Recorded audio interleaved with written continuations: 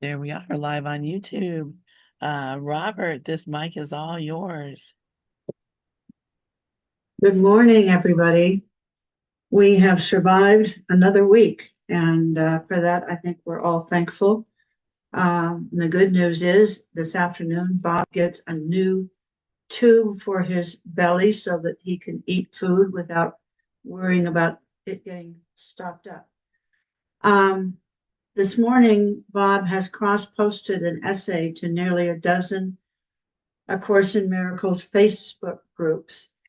And it may be his last and perhaps the most important, but like him, it is not real, only an idea which he shares with you today. Nothing I see is real.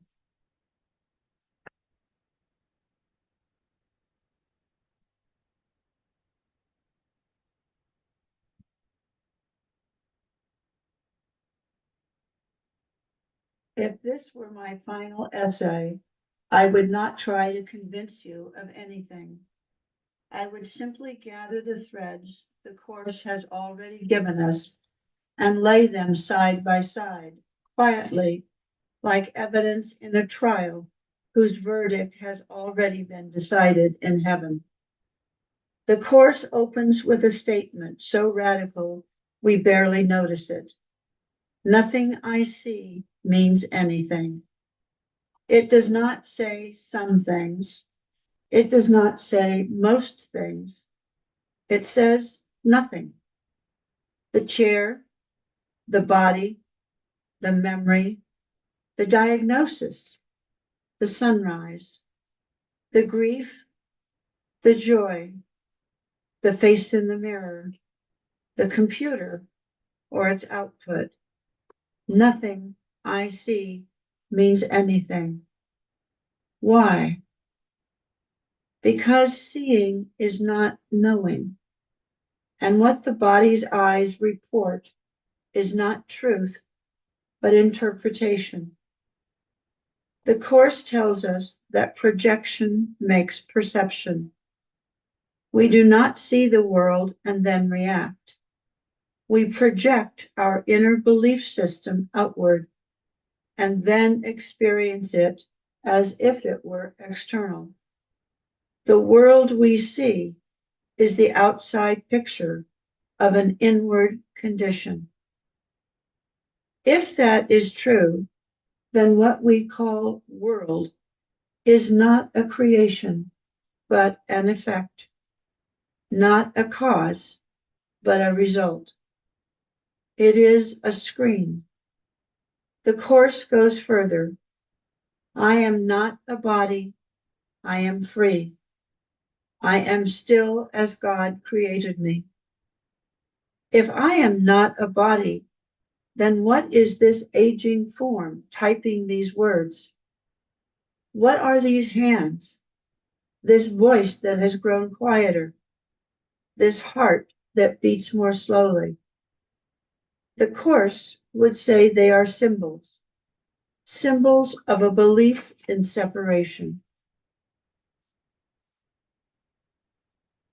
The body is the central symbol of what the Course calls the separation.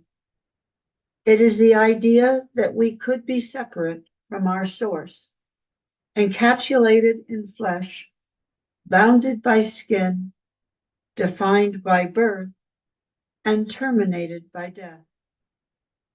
But symbols are not reality.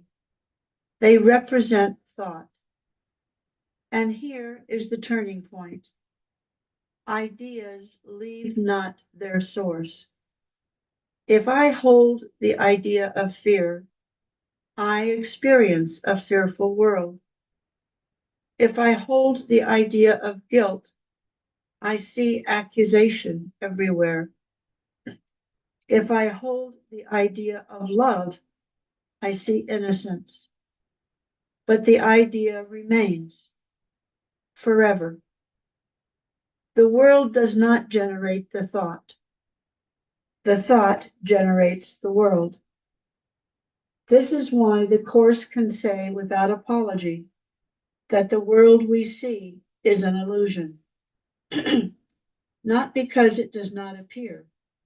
It appears quite vividly, but because it has no independent existence apart from the thought system that made it. Words, books, paintings, and photographs are merely reminders of an idea. What, then, is real? The Course answers, only love creates, and only what love creates is real. Love is not an emotion in this context. It is being. It is extension. It is the changeless nature of God. It does not begin and does not end. It does not age. It does not decay. It does not suffer. If that is true, then whatever changes cannot be real. Bodies change, governments change, relationships change, even stars burn out. The Course says, heaven is the decision I must make. Heaven is not a place we go after the body ends. Excuse me a second. It is a condition of awareness that what is real has never been threatened. The ego says the body is you. The Holy Spirit says the body is a communication device. The ego says the world is solid. Holy Spirit says the world is a classroom. Ego says death is the end. The Holy Spirit says death is an idea. And this is where the argument, if we must call it that, becomes almost unbearable to the personal self. If I am not a body and you are not a body, then what are we? We are ideas in the mind of God, not metaphorically, literally. The Course says we are thoughts of God, and thoughts do not die. They do not fragment. They do not compete. They do not attack one another. They extend. What appears as Robert? What appears as you? What appears as friend or enemy? Like the Bible, the book we call A Course in Miracles, or any other sacred text, is not real either. Each is a symbol representing an idea, and the idea is love. We mistake the symbol for the reality. We argue over symbols. We defend symbols. We grieve the loss of symbols. But the idea remains untouched. When the Course says, I could see peace instead of this, it is not suggesting we decorate the illusion more pleasantly. It is inviting us to withdraw belief from the symbol and return to the idea. Peace is not found in rearranging images. It is found in recognizing they are images. If this body fails, if this voice stops, if these words become someone else's memory, nothing real will be lost. That is not comfort. That is metaphysics. The Course assures us that the Son of God is innocent, not partly, not conditionally, entirely. And innocence is not a moral status. It is ontological. It means untouched. The world of perception is a shared dream of separation. But dreams do not alter the dreamer. When you wake from a night dream, the mountains you saw do not need to be dismantled. They were never built. The Course is not asking us to destroy the world. It is asking us to question its foundation. If perception is built on the belief in separation, then correction begins not with behavior, but with thought. And here is the quiet conclusion. Nothing we see or experience is real in itself, only the idea it represents. And the only true idea is love. Everything else is a mistaken substitute, a shadow cast by the belief that we could be something other than what we are. If this were my final essay, I would leave you not with an instruction, but with a reminder. You have never been a body. You have never been alone. You have never left your source. The symbols will fall away. They always do. The idea remains, and it always has. It always will. Any thoughts or ideas?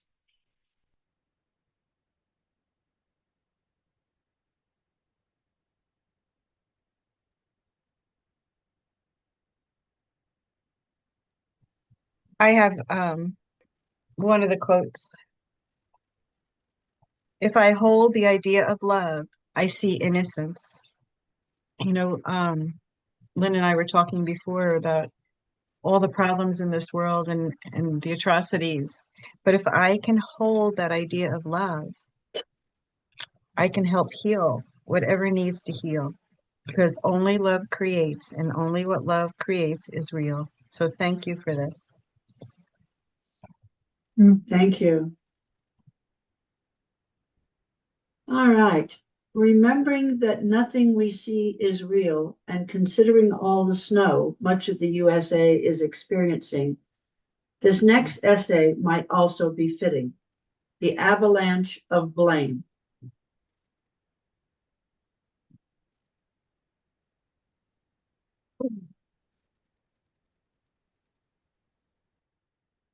Wrong one. Yep. It's okay.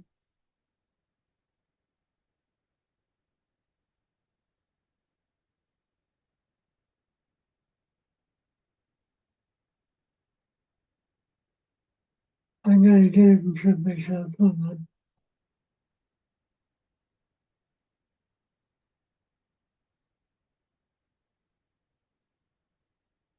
And here in California, we're going to have 70 degrees again.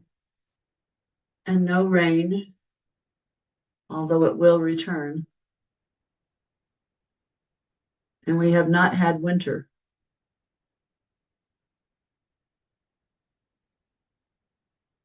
There we go.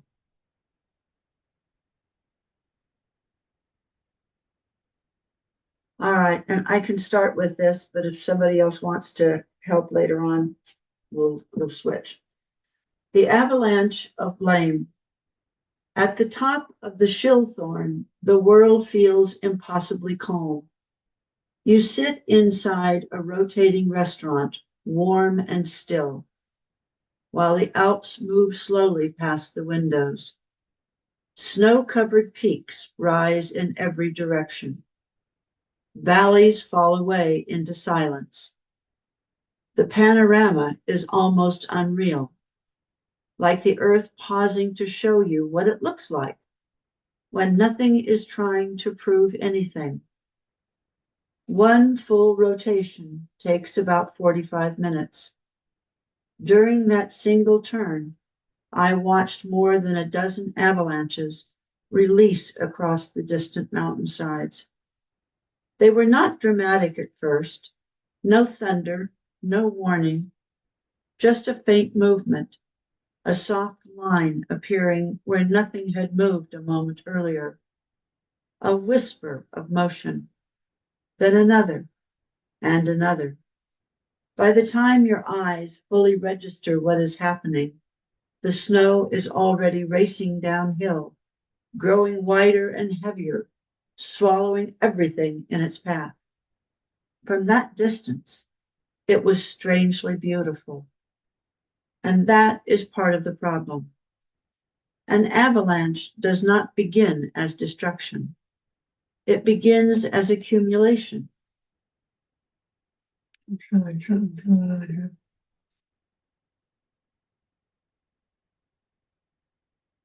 Snowfall after snowfall, pressure layered on pressure, one more flake settling quietly on top of thousands of others. No single snowflake causes the avalanche, yet without each one, the avalanche could not exist. From where I sat, the contrast was impossible to ignore. Outside, entire mountainsides were shedding their weight in sudden, irreversible motion. Inside, people quietly sipped coffee, took photos, and admired the view. Safe, detached, observing destruction without being touched by it. Okay. And then it's really to read if you want a letter. Okay. And then are you still there? Yeah, I can start. Okay. What a comparison. You know, that comparison that, oh my goodness, right? Wow. And if you've ever seen an avalanche come down, it is just absolutely amazing. There is so much strength behind it, and yet you look at it. It says here a snowflake is nothing. You can't weigh it. You can't really even hold it because it disappears. But all right. Yeah, and you know, it's been on the news because of the avalanche with I think it was like 9 people. So Right. this is like really bringing such a visual with it. All right, I'll start with that distance is familiar. Yes. Thank you. Blame, you're welcome. Blame the works the same way. Blame works the same way. Rarely does blame begin as an outburst. It starts as a thought barely noticed, a quiet judgment, a subtle grievance, a story we tell ourselves about what someone else did, failed to do, or should have known better. One small idea settles into the mind, seemingly harmless, almost justified. Then another lands on top of it, and another. Each one feels insignificant, reasonable enough, even. No single thought feels destructive, but they stack, they compress, they harden. Over time, pressure beneath the surface of awareness. Over time, pressure builds beneath the surface of awareness. What once felt like a passing irritation becomes a structure, a belief, a position that feels solid and real until something shifts. It may be a careless word, a misunderstanding, or simply exhaustion, and suddenly the entire slope gives way. What releases is not just the current grievance, but everything that has been quietly stored beneath it. The avalanche rushes forward, fueled by history, interpretation, and emotional momentum. Relationships are buried, conversations are flattened, clarity disappears under sheer force. Oh, that is so true, right? Oh my goodness. Um, Everything that was quietly stored and you were thinking suddenly is said, and you can't take those words back. And afterward, we often say it came out of nowhere, but it did not. The Course reminds us, without naming avalanches, that what we allow to accumulate in the mind determines what we experience as the world. Thoughts are not neutral. Ideas do not sit quietly without consequence. What is entertained, repeated, and left unexamined gathers weight. The mind learns what it practices. Blame is particularly dangerous because it disguises itself as protection. It feels like vigilance, like discernment, like standing guard against harm. Yet its true function is separation. It assigns cause eternally. It preserves innocence by projecting guilt elsewhere. And like snow on a steep slope, it seems stable until it is not. The tragedy is not that avalanches happen. In nature, they are inevitable. The tragedy is believing we can interfere in the mind before the release.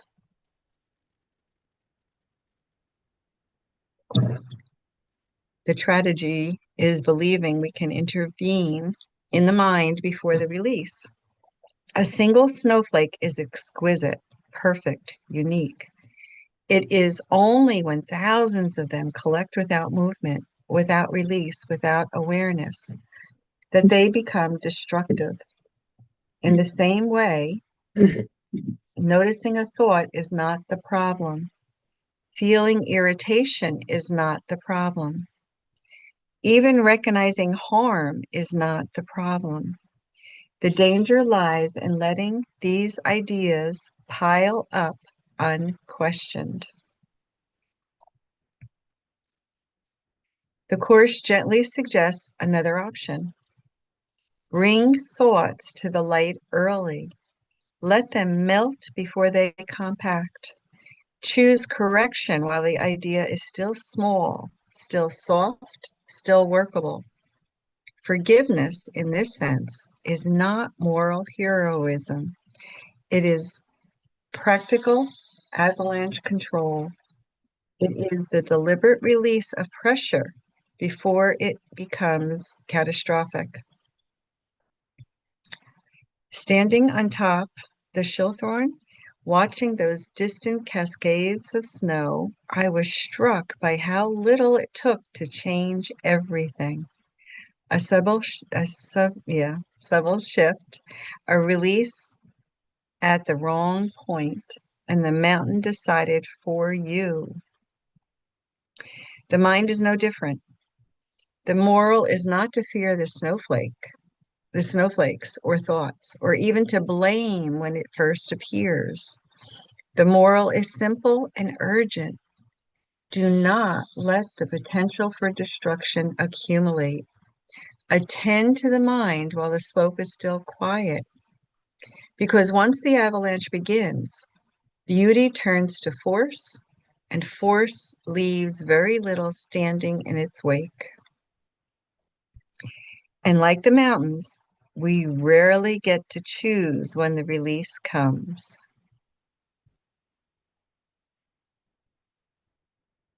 Definitely, how true.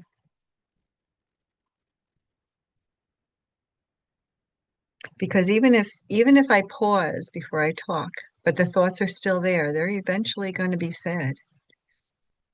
So it's clarifying and changing and realizing. Does somebody else want to read?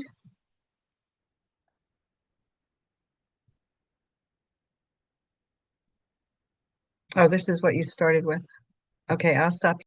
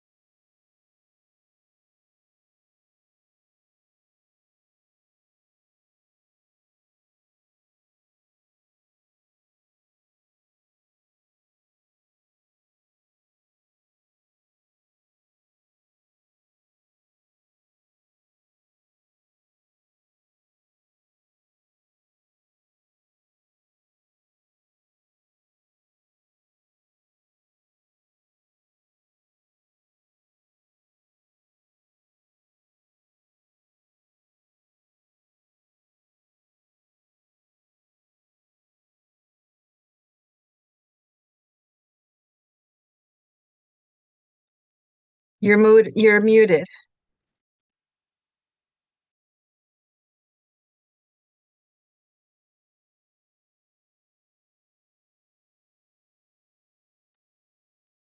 Sorry.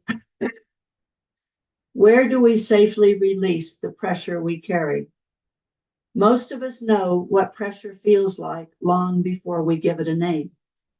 It shows up as a tight chest, shallow breathing, a clenched jaw, a restless mind that cannot quite settle. We call it stress, overwhelm, irritation, or fatigue. But beneath all those labels is the same experience. Something is being carried that feels heavier than it should. The usual advice is simple: vent, talk it out, get it off your chest, say it to someone who will listen. For many people, that works well enough. For others, it does not. Some of us have noticed that venting to another human being doesn't actually dissolve the pressure. It often magnifies it. The story gets repeated. The emotions get validated. The sense of being right hardens. Sometimes the burden simply transfers to someone else who now has to carry part of it with you. If you've seen this clearly, you're left with an uncomfortable question. Where does the pressure go if you can't safely place it on another person? A Course in Miracles offers an answer that is both disarming and practical, and it begins by redefining what pressure really actually is. From the Course's perspective, pressure is not created by people or circumstances. It is created by interpretation. Pressure is the felt experience of believing you must manage the world, protect an identity, maintain control, and anticipate the future, all at the same time. The weight is not in what is happening, but in what the mind insists it means. This is why venting so often disappoints. If pressure were caused by events, then talking about events would make sense as a release. But if pressure is caused by interpretation, then talking about events simply reinforces the interpretation that produced the pressure in the first place. The nervous system may get a brief discharge, but the structure remains intact. There is a humorous definition of stress that captures this more honestly than most self-help language ever does. Stress, it says, is the need to suppress the desire to slap the living hell out of someone who absolutely deserves it. I've wanted to do that occasionally. It's crude, but it works because it's recognizable. What makes the line funny is not the violence, it's the honesty. Many of us have had that moment when the pressure spikes and we realize that what we're calling stress is actually a tightly restrained impulse to attack, defend, or retaliate. The body feels it before the mind cleans it up. The shoulders rise, the jaw tightens, the breath shortens. Outwardly, we remain polite, functional, even spiritual. Inwardly, something very different is happening. ACIM would say this moment is not a failure, it's a revelation. Pressure is not just fatigue or overload, it is unexpressed judgment. It is the mind insisting that someone else is wrong and that we are justified in our reaction and that something should be different. At the same time, we know we can't act on that impulse without consequences. So the energy turns inward and becomes tension. This is why venting is so tempting. We don't actually want to hurt anyone. We want validation. We want someone to agree that our reaction makes sense. Venting becomes a socially acceptable substitute for attack. Instead of slapping someone, we describe how much they deserve it. The Course does not moralize this. It does not tell us we're bad for having the impulse. It simply asks us to notice what we are doing. Suppressing the impulse without questioning the judgment behind it does not bring peace. It just turns pressure into a long-term resident. ACIM offers a third option. You don't act out the impulse and you don't vent it into the world. You bring it to the only place where it can be undone without consequences. To understand how this works, it helps to be clear about what the Course means by seeing it rightly. Seeing rightly has nothing to do with positive thinking, calming down, or convincing yourself that everything is fine. Those are still attempts to manage perception. The Course is interested in undoing perception, not improving it. The first step is recognition without defense. This is harder than it sounds. We are conditioned to either indulge our feelings or suppress them. ACIM asks for neither. When pressure arises, you don't argue with it and you don't justify it. You simply acknowledge it. You notice the irritation, the judgment, the urge to attack, without protecting it or explaining it. Language matters here. There is a subtle but crucial shift from saying, I'm stressed because of what they did, to saying, I'm experiencing stress because I am interpreting something as threatening or unjust. This is not self-blame. It is responsibility without guilt. That recognition alone introduces a pause. The ego thrives on immediacy. It wants reaction now. Seeing rightly creates a small gap, and that gap is where freedom begins. The second step is withdrawing meaning. ACIM teaches that nothing you perceive has meaning in itself. Meaning is applied by the mind. Stress persists because we keep supplying the same meaning to the same situation, replaying it, rehearsing it, imagining better outcomes, and proving our case again and again. Withdrawing meaning does not mean denying what happened. It means you stop insisting that your interpretation of what happened is the truth. A simple sentence like, I don't know what this means, can be enough to loosen the grip. It opens the possibility that the meaning you've assigned may be unnecessary. The third step is relinquishing the role of judge. The humorous definition of stress exposes this role perfectly. Someone deserves it. That belief places you in the position of judge, even if nothing ever happens externally. Carrying that role is exhausting. It is also voluntary. ACIM does not ask you to decide that the other person is innocent. That would still be judgment. It asks you to step out of the courtroom entirely. You are not here to evaluate behavior. You are here to learn peace. When the role of judge is relinquished, the burden of punishment goes with it. The desire to attack fades because it no longer serves a function. It was never about justice. It was about relief. The fourth step is offering the perception, not the story. This is where many people get stuck. They bring the entire narrative to the Holy Spirit, complete with evidence, motives, and emotional footnotes. but the course does not need your case file. It needs only your willingness.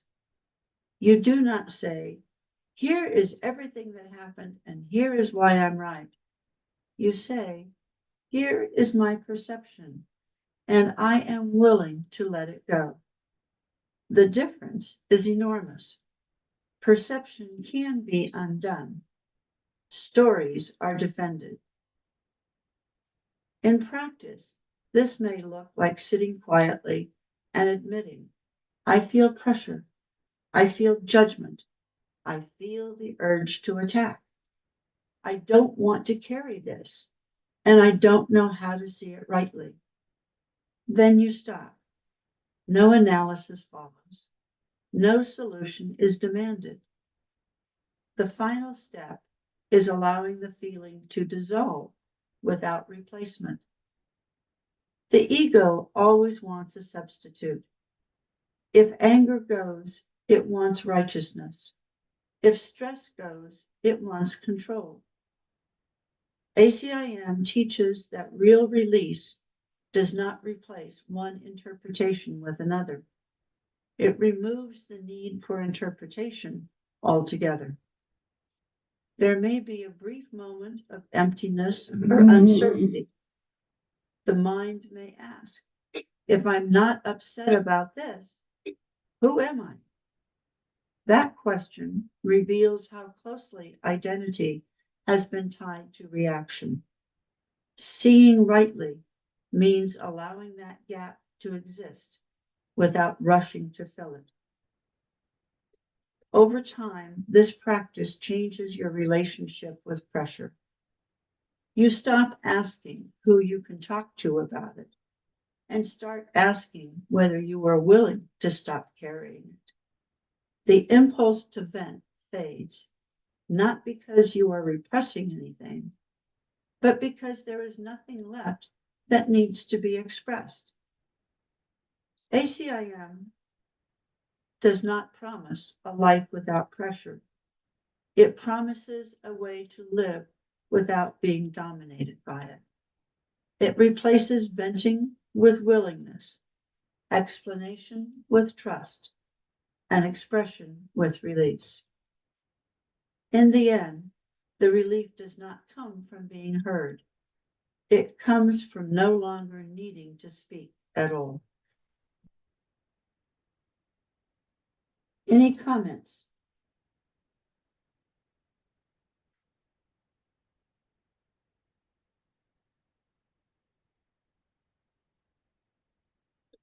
Okay.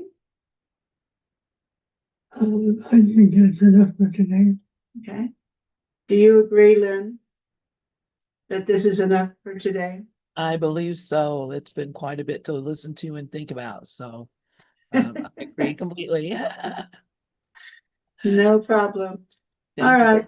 very much. Well, have a good afternoon. Try to stay dry and warm. And we may meet tomorrow from the hospital. Yes, and tomorrow we'll be greeting you from the hospital. So we Okay, have to all right, take off for City of Hope.